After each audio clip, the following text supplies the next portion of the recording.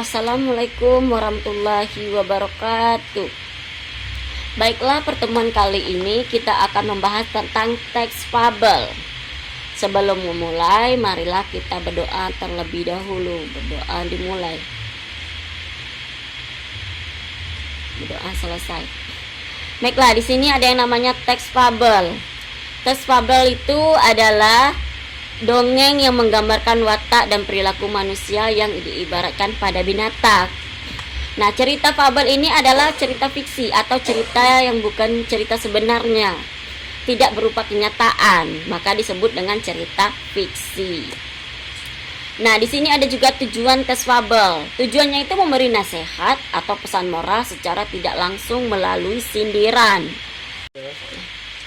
Ya, baiklah, berikutnya kita akan masuk ke karakteristik dalam teks fabel. Yang pertama, menggunakan tokoh hewan dalam cerita. Nah, di sini tokohnya itu seperti binatang tadi yang menyerupai manusia. Terus, hewan sebagai tokoh utama dapat bertingkah seperti manusia. Contohnya itu bisa berbicara, terus bisa berpikir, bertindak layaknya seperti manusia. Terus yang ketiga itu menunjukkan penggambaran moral atau unsur moral, karakter manusia, serta kritik tentang kehidupan. Nah, ini sering pula disebut dengan cerita moral. Yang keempat di sana menggunakan gaya cerita yang pendek. Yang kelima menggunakan pemilihan kata yang mudah. Yang keenam, hal yang paling baik diceritakan adalah karakter manusia yang lemah dan yang kuat.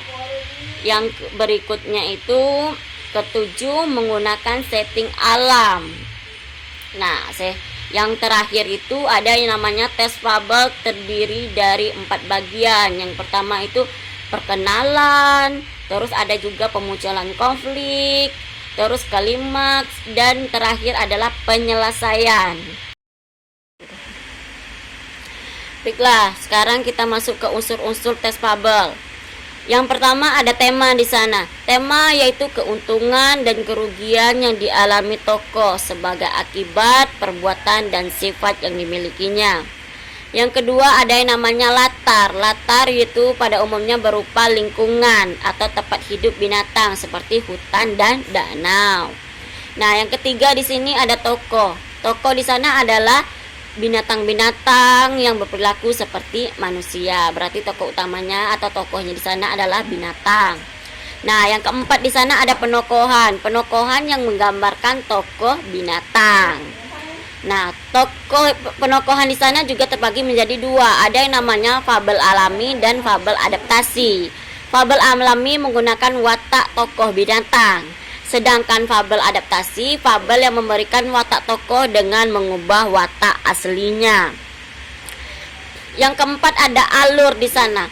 Alur lebih cenderung pada alur maju yang dimulai dari pengenalan tokoh sampai tahap alur penyelesaian.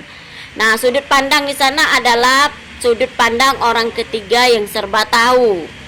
Yang terakhir adalah amanat. Nah, di sini ada di dalam amanat itu yang bersifat misalnya mutlak. Nah, yang baik selalu beruntung, sedangkan yang jahat selalu rugi. Nah, itu yang dimaksud dengan unsur-unsur yang terdapat di dalam teks fabel. Nah, untuk tugas kali ini, tolong bedakan antara cerita fabel dan cerita yang lainnya. Yang kedua, buatlah contoh dari cerita fabel.